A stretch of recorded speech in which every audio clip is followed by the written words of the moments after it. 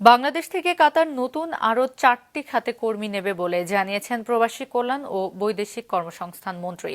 আজ দুই দেশে যৌথ কমিটির সভায় এ প্রস্তাব দিয়েছে দেশটি। সকালে প্রবাসী কল্যাণ ভবনে এই বৈঠকে কাতারের পক্ষে নেতৃত্ব দেন দেশটির শ্রমমন্ত্রী আলী বিন সাইদ বিন সামিক আল মাররি। বৈঠক শেষে প্রবাসী কল্যাণ মন্ত্রী জানান, স্যানিটারি ও ইলেকট্রিক মিস্ত্রির পাশাপাশি ওয়েল্ডিং ও এসি টেকনিশিয়ান খাতে কর্মী নেবে কাতার। বর্তমানে দেশটির স্বাস্থ্য, হোটেল ম্যানেজমেন্ট ও আইটি খাতে স্বল্প পরিসরে কর্মী নিচ্ছে। বৈঠকে কর্মী পাঠানোর প্রক্রিয়া সহজ করার বিষয়ে একমত হয়েছে দুই দেশ। দেশটির ভিসা প্রক্রিয়া ও মেডিকেল পরীক্ষার কাজ একটির পরিবর্তে একাধিক প্রতিষ্ঠানকে দেওয়ার প্রস্তাব দিয়েছে ঢাকা। আমার লোক দিবে তারা বাংলাদেশ থেকে, এই বিষয়টা গত বছর থেকে এবার আরো বেশি নেবে। আমরাও ডেডিকেটেড আমাদের কর্মীদেরকে দক্ষ শ্রমিক তৈরি করে পাঠাবো।